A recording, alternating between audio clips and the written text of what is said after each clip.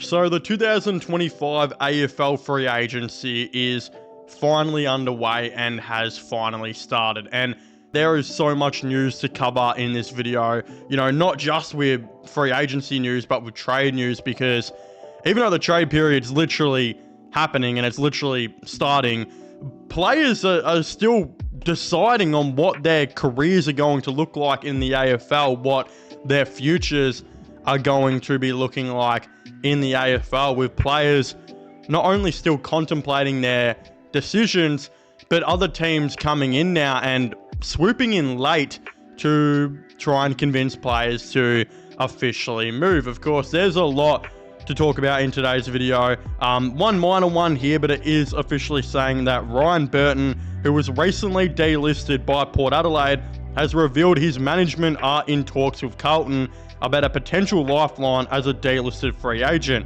He also confirmed that it was Chris Davies who told him he wouldn't be offered a contract for 2026, who is now Carlton's GM of football.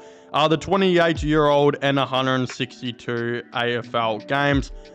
Thoughts? If you're asking what my thoughts are, I actually think Ryan Burton is still an underrated player. I think he just, was in a weird situation at Port Adelaide now where Ken Hinkley, of course, has officially moved on. They've got a new coach. They're starting to do a little bit of a list shuffle, and a couple players are coming in, a couple players are going out. I think Ryan Burton was just one of those unfortunate ones who Josh Carr wasn't completely sold on, but is one of those players who I think deserves to maybe get an opportunity elsewhere. Now, if you were to ask me if he should probably get an opportunity, I would say more likely yes. But if you were asking me if Carlton were the right team to give him that opportunity, I'd probably say no. I feel like Carlton have had a lot of, fringe players come into their teams over the last couple of years who really just haven't worked and haven't fit, and I don't think that that is the direction they should be moving. I think the direction they should be moving is the direction that they already looked like they were going in, where focusing a bit more on athleticism and speed and agility around the ground. Of course, some of the players they're looking at in Campbell Chesser and Buku Kamis, I feel like that direction in spicing up the list and kind of changing it from the very one-dimensional team that it is the idea to go with. I don't know if Ryan Burton particularly fits that need. He isn't, extremely quick and athletic like some of these other younger names that you've mentioned. I don't necessarily know if I would do this if I was Carlton.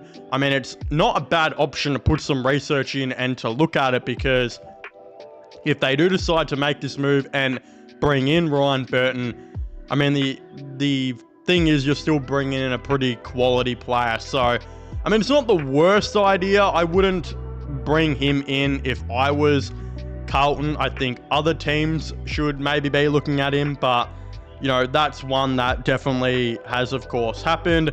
We're also being told that Connor Budarick has officially requested a trade to the Western Bulldogs, being reported by AFL.com.au's Riley Beveridge. Shout out Connor Budarick, man, or Budarick, however you say it. I've always said it as Budarick. I know some random guy's going to rage at me in the comment section and be like, it's actually Connor Budarick. Honestly, bro, go sit on a pine cone, whoever says that. You may be thinking at home that was a shit roast by me, but think about it. Who the hell wants to sit on a pine cone, man? But yeah, I haven't heard of Connor Budarick's name in a hot minute. I don't really know why. He's a decent player. Don't get me wrong. He's a guy that's been floated around. He has been floated around a lot this year. I think he originally started off his career with Gold Coast as a half-back. But throughout his time with Gold Coast this year, I've seen this bloke be thrown around more than my old Pokemon cards have been thrown around the house. He's just been put in all different type of positions and has been asked to do a lot of different things by Damien Hardwick, which, he did it. He showed that he could do it. He played some games doing that and played a role as that utility. I don't necessarily think he's going to be doing that at the Bulldogs. I'm going to assume he's going to return to his natural position, as a halfback or a defender, especially considering I think the Dogs need to fill out their back line a little bit more and work on that, which I think will ultimately be a goal, and that's what they're trying to do in this trade period and free agency. But I'm not going to pretend to say like I know what his value is going to be. I actually don't know what the Western Bulldogs are going to give up, because at the end of the day, he played 19 games this year in a team that, you know, played finals, and he was thrown around in a lot of different spots. So I don't know what they're going to do with Connor Budarick or Budarick. Why do I feel like Budarick actually makes more sense now that I'm saying it out loud? Oh my God, I'm going to regret this in the morning. But yeah, I think this is actually a good one by the Dogs, who are trying to improve their defense. And I mean, he's actually a quality player that has had a decent season for what he's actually been given under Damien Hardwick. So this is an opportunity for now him to go and actually solidify himself in a position with a team like the Dogs. And I think he will, hopefully for himself, do that in their back line. We recently just heard as well that James Worpel is officially joining Geelong as a free agent. I mean, nothing I really haven't said on the channel before, but this is a massive get for Geelong, because I feel like some of the critiques about James Worpel, as underrated as a player I think he's become now, just because of some of the harsh criticism he's received online, which I think was unfair. The criticism on like James Worpel is that he's a little bit slower and he doesn't have great burst or speed. But the reality is that shouldn't outshine what he does so great, where he's actually a very good contested inside midfielder who can get a really good hard ball and a good clearance player as well.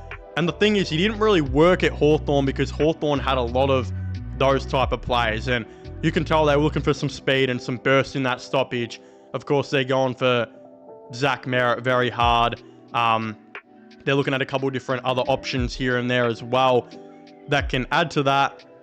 The issue with this, though, I think, is James Worpel's now going to a team in Geelong. And I've said the issue for the AFL, other teams, not Geelong, because they are feeding with this, is when I look at Geelong's midfield, Geelong don't have the problems that Hawthorn did where they needed speed and burst. Geelong actually have all the speed and burst in Bailey Smith and Max Holmes. I mean, Max Holmes is the definition of speed and burst. I think Geelong actually needed a contested and hard-nosed player, especially in that grand final. And they're now bringing in James Worpel, who's one of the better guys in the league at doing that. So realistically, James Worpel goes from a team where he didn't really fit because they had a couple guys like him, to a team that really needs him. Oh my God, that is a very special one. I think that is going to be very good for for Geelong, sorry. Less or so for, I think Hawthorn. I mean, they're losing him, which isn't too great, but also, yeah, he didn't really fit in their team. As I just said, they're looking at replacing with a guy like a Zach Merritt, which I think they are going to very well try and accomplish. Brendan Starcevich as well will be joining West Coast and signing with them. Chris Fagan announced that actually at Brisbane's Best and Fairest. Yeah, Brendan Starcevich is a massive get for West Coast. This is very obvious. I've spoken about it on the channel 100 times. I know he has had concussion issues, and he actually just had one in the Brisbane Grand Final. But I mean, I am 100% giving him the 900k. Whether you think it's an overpay or not, I think Brandon Starcevich is one of the best defenders in the whole entire league. And I don't even think that's an opinion. That's a fact that Brandon Starcevich is one of the best defenders in the league. And I think Kane Corn said it best the other day. Like, good luck actually trying to get a kick on this man. Like, I think Corn's brought up the game where Heaney was kind of running rampant at one stage, and Starcevich went straight onto him, and Heaney could barely get a disposal up forward because of how good defensively Brandon Starcevich actually is. I think this is a great move by the West Coast Eagles. Not only does this help arguably the worst backline nearly in the game, but you're also going to give some, I think for reliability, someone for a guy like Harry Edwards to rely on, someone for a guy like Willem Dersma, who I think they're going to be drafting this year, who will probably start his career off in the backline. He's played a lot of backline this year as well as midfield. I think giving someone like a Willem Dersma a lot of trust, and that's what Brandon Starcevich is going to add. He is such a reliable defender, and I hope he gets his health right. But yeah, the fact that they're adding Brandon Starcevic and, you know, a Tyler Young as well, who recently just requested a trade, is two great moves. But I feel like what's kind of low-key going under the radar right now is the recent report that Brisbane midfielder Devin Robertson has actually just requested a trade to the Eagles, and that's being reported by Cal Toomey. The West Coast Eagles made a very hard run at Dylan Robertson a couple years ago. I think it was the 2023 season, maybe, when he was having a phenomenal year for them. Was a pretty regular starter in their midfield and looked really good. Of course, in 2024, couldn't get much of a game. He actually had a lot of injuries, I believe, at the start of the year, and then couldn't get back into it towards the end. And then 2025, when they just added literally everyone and their dad into that midfield with Marshall, another Ashcroft, etc. Robertson really just couldn't get a game, and I think those injuries at the start of 2024 really hurt what he had going for him. So this is great. This is a fresh start for him to go to West Coast, a team who previously really wanted him. He gets to go to a team where I think he automatically starts on the field, and I think he'll automatically be a really solid midfielder for them. The thing is with the Eagles is that they have a lot of holes, and that's not a secret. I mean, Eagles fans will be the first ones to tell you that. But the thing is, they've got a really good upcoming young core. They're bringing in a lot of solid players. And with a little bit of sugar, spice, and whatever the hell made the Powerpuff Girls in that show, you can start to turn this around. And this is what they're going to try and do with their midfield, and they're going to try and do that and transform it and bring players in piece by piece. Obviously, this year, they're the favourites to get Willem Dersma through the draft. As mentioned a little bit earlier, I'm pretty sure Dersma will start as a half-back in the league as he finds his way into it. But of course, over time, the idea is to get him into the midfield, whether that's going to be on the wing or his preferred position of the inside. You are bringing him in eventually to be a midfielder. You know, Devin Robertson, you're going to bring in to be a midfielder. He's going to be a guy who can help out a Harley Reid. I think he will get a consistent game for them and be a really good addition. And because you've now brought him in as well, or you're going to be bringing him in, a guy like Liam Baker, who played a lot of half-back as starter last year, but had to really move into the midfield when they had no depth in there and really struggled, can now actually go back to playing that half-back position. So maybe they have a situation next year where, because they're going to have so much flexibility now by bringing in a couple more midfielders like a Robertson, whoever else through the draft and whatnot, we could see a situation where Baker gets to finally be a consistent half-back, but he also may rotate with like a Willem Dersma through the midfield, through the back line, etc., etc. Whoever else they're going to do, they can have that option to do that, and that's only going to make them a better team, having some flexibility and rotations through there. I think this is really exciting, some of the names they're bringing in. Brandon Starcevic, Devin Robertson, and Tyler Young. All three of those guys automatically jump into their best 16, especially Tyler Young and Starcevic. Those guys easily jump into their top 10.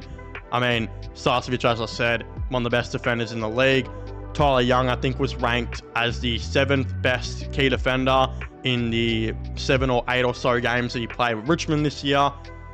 They are finally doing some really good things this offseason. Unfortunately for them, they just missed out on Sam Butler, who did decide to re-sign with Hawthorn.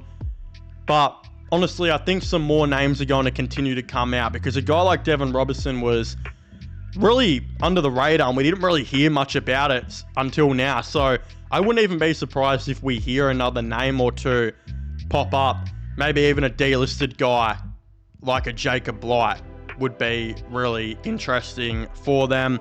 But some other stuff here, of course, Callum Chee recently just requested a trade to the Adelaide Crows.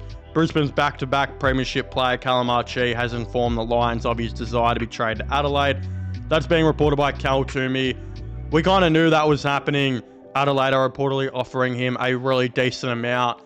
I think Cal Toomey, he's been reporting this for a little bit now, and the fact is that Archie is such an underrated player, like an extremely underrated player for Brisbane. really solidified himself as a forward in that 2024 season. Kicked, I think it was like a bag in that grand final. Had a lot of really consistent games this year where he was kicking a goal a game, having 12 like really important touches every game, and being an insanely good pressure player. Like, as a forward, that's exactly what you want, and that's why Adelaide made it such a big interest of theirs to get him and also take him off a contender. So that's going to be a great player they're going to be able to trade for there. We've also been hearing some more trade news on Clayton Oliver, with it actually now being said by Tom Morris that the D's have told Clayton Oliver to look for a new club. Melbourne has told Clayton Oliver today they can't guarantee him a spot in their senior team in 2026 and would be happy to facilitate a fair trade if he can find a new home. If not, VFL football beckons. Last year, Geelong offered a future first rounder and a 6 times $1 million deal, but the D's said no. It's unclear if similar offers would be forthcoming this year from rivals. Oliver is frustrated. It's his 3rd year in a row where he will be front and centre in trade discussions. Sam Edmund also saying that Melbourne is willing to pay as much as $700K, just over half of Oliver's contract per year for the next 5 years in any trade. The Demons today called him to a meeting to sell him a role change, expecting him to reject it. His days as an inside mid in Melbourne are over. And then finally, GWS have emerged as an early contender for him. Tom Morris saying that GWS has emerged as an early serious suitor for Clayton Oliver. The Giants see Oliver as a player who could help fix their clearance game. Like other clubs, they are attracted to his reduced salary. They will seek a meeting with him. Expect Collingwood and Adelaide to explore a move for him as well, particularly if Christian Petrarca chooses Gold Coast. I mean, this is massive. This is so massive for GWS and a bunch of different teams. Like, the fact is, I think you're going to have to give up a fair bit to get Clayton Oliver. And the reason I say that is because when you think about it, the fact that Melbourne are willing to pay $700K, which is over half of his contract, meaning that you're only going to have to pay this guy $600K probably a season, $550 to $600K a year, which is the AFL average, is insane. You're telling me that you are going to have an opportunity to pay literally the AFL average salary for a player who could easily go back to being one of the best inside midfielders in the game. Now, has Clayton Oliver had injuries and insane off-field issues? Yeah, I'm not going to say he hasn't, because I've heard stories. You guys have probably heard stories. I don't want to go into them because we don't know what's true, and we don't want to spread rumors that we don't even know if they're true or not. But the reality is that Clayton Oliver wasn't bad this year. He wasn't bad at all. The reason Melbourne really want to get rid of him is because they want a completely fresh change. They're moving on Petrarca. They're moving on Stephen May. They're completely changing their team. They got a new coach. They're trying to rejuvenate what's going on with this club. And the thing is, they know if they reduce his salary that much, get it to about $600K, $550 to $600K a year, they are going to get good offers. And from what I'm hearing, Clayton Oliver has been doing a fair bit better. Could I be wrong on that? Yeah. But if Clayton Oliver does come out and go to GWS and have a good year, which I think he will, I think it could completely change the Giants team. They definitely desperately need some clearance help in there. And Clayton Oliver, just a couple years ago, was the king of that. He's not that old. He could easily get it back. Honestly, as I just said, he wasn't even that bad this year. Even if he was just slightly better than what he played this year and got his pressure and fitness up a bit more, which he's constantly working on, I believe, he's going to be a massive addition to GWS, and that is going to be realistically great for them. If I was the Giants, I would give up a first round pick, and honestly probably like a third or something to make this happen, especially in like this year's draft, considering this draft is supposed to be a lot weaker. Yes, it does sound like a fair bit, and realistically it still is. It's still a gamble for a guy you're going to have on like 5 years. But honestly, I think it's the risk, and it's a worthy risk for them, because Clayton Oliver should be the clearance player that they need, and this should be massive for them. So I really like this, and I think they should make it happen. But of course, Collingwood are also mentioned to be interested in Clayton Oliver. They're mentioned now as well to be interested in Jacob Blight, with it of course being said that Collingwood have met with former Richmond Tall Jacob Blight today. The 23-year-old played 10 games for the Tigers before being delisted a month ago. Before I get in my thoughts and opinions on that, again, the Clayton Oliver one, it says that GWS has emerged as an early serious suitor for Clayton Oliver. The Giants see Oliver as a player who could help fix their clearance game like other clubs. They are attracted to his reduced salary. They will seek a meeting with him. Expect Collingwood and Adelaide to explore a move for him as well. Again, that would be massive for Collingwood. Some of you at home, if you're Collingwood fans, yeah, you may be thinking, oh, he's on so much money, but as mentioned, Sam Edmonds saying Melbourne is willing to pay as much as $700K, just over half of Oliver's contract per year for the next 5 years. That basically means you would only have to pay him $550 to $600K a year, which is literally the AFL average. So that's massive that Collingwood are interested in these two guys. They unfortunately, for them, struck out on Jack Silvani. They were really interested in him. St Kilda, you know, it's no secret now, they just have this massive infinite salary cap glitch, and they offered him a ton of money, and he, of course, went there. But Jacob Blight and Clayton Oliver are two massive additions for a lot of big reasons, and I will start off with the Clayton Oliver one. First of all, I think when Nick Dacos is playing his best footy, it's when he has a really, really good inside contested clearance midfielder in there who can do all the hard work and put the tough body in and, you know, get Dacos the clearance and get it out to Dacos, and Dacos can be silky around the stoppage and, you know, use his crafty work and burst out of the stoppage to make a really good play. That is when Dacos is at his best. In 2023, they had Tom Mitchell doing that role, and Tom Mitchell was quite frankly very, very underrated and good for them that year, and it made a whole lot of sense, and Nick Dacos just worked really well. In 2024, Tom Mitchell got injured and was nowhere near his best. Collingwood went to shit, didn't make the 8. Nick Dacos was still really elite, but a lot of other midfielders were affected around there too by not having that player. They went out and sought out to get a guy like that, brought in a Ned Long. Ned Long was pretty serviceable for most of 2025, slowed down a lot towards the end of the year, and had his moments in finals. But you can still tell that Collingwood are trying to find that solidified inside midfielder who's a clearance, you know, contested inside beast in there to help Nick Dacos in there, Josh Dacos when he's in there, and even a guy like Scott Pendlebury who's become a very much an outside player as well. Clayton Oliver is exactly that. If you can get Clayton Oliver for the $550 to $600K, the AFL average, like these reports are saying, you are 100% going and making this happen. Like, I know Clayton Oliver was okay this year. As I said, he's not as bad as what people were saying. He really wasn't. Even if you get the okay Clayton Oliver that he was this year, but hopefully a slightly better version of him now that he should hopefully be a bit more fitter next year, that will still be a 10 times bigger upgrade over Ned Long. Like, Ned Long he's an okay player. He was serviceable this year.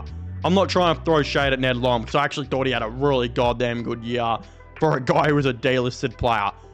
But I think Collingwood know that they can slightly upgrade there, and all good teams have to keep innovating and keep changing their teams if they want to stay relevant and stay at the top of the table. Look at Geelong. They've done it for many years. Clayton Oliver is that player. I think if Collingwood can try and make that happen. As, you know, he's had a rough couple of years. He started to get better every year and claw his way back. And I think he could honestly have a really big jump next year and go back to, I mean, even if he was 3/4 of the player he used to be, that's an insane player. So that would be great for Dacos. It would be great for the Dacos. Great for Pendlebury. Great for Otagoe. Great for all those outside creators who just need an inside bull. Clayton Oliver, oh my God, that would be massive for them. I love that, but also I love the Jacob Blight move. Collingwood should make this happen. The thing is, though, I think a lot of teams are circling Jacob Blight. I think West Coast will be circling him. Fremantle will. I think at Carlton will. We don't know if Carlton are going to be confirmed to that, but honestly, I think Carlton should look to add him to replace like a McGovern, who is kind of booty cheeks. I'm not going to lie to you. I think Jacob Blight would be good for a lot of those teams, particularly Collingwood, though. I mean, Collingwood desperately need, I think, that number one lockdown key defender, which is Jacob Blight that guy? I'm not too sure. He's definitely a better option than what like a Billy Frampton is, though. I think Billy Frampton low-key catches too much strays and gets told he should be playing for the Frankston Dolphins like every other week. Honestly, he's not that bad, but he's not very good. He's just a serviceable guy back down there who really shouldn't be anything more than depth. He shouldn't be playing down there consistently. But I do think they need to find Darcy Moore finally that one-on-one lockdown key defender guy, because when Darcy Moore is playing his best footy, it's when he can rely on a guy back down there to do all the dirty work. They have looked at Stephen May as an option as well. Stephen May has been kind of said to be a culture problem at this point, and I mean, he's like 35 years old. If I was Collingwood, I'd honestly look past that. But is Jacob Blight the option? Yes and no. I mean, I love it because I actually don't know if Jacob Blight would be the Billy Frampton replacer or upgrade. I actually think he would be the Jeremy Howe replacer or upgrade, because I actually think Jacob Blight's one-on-one game is very, very average, but I think his intercepting and third man game, like what Darcy Moore and Howe does, is way better than his one-on-one.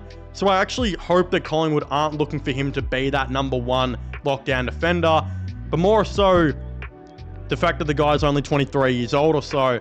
More so, if I was them, I'd be looking for him to be the Jeremy Howe replacement, especially considering Jeremy Howe breaks his arm or breaks his doodle, whatever it might be, every freaking other week.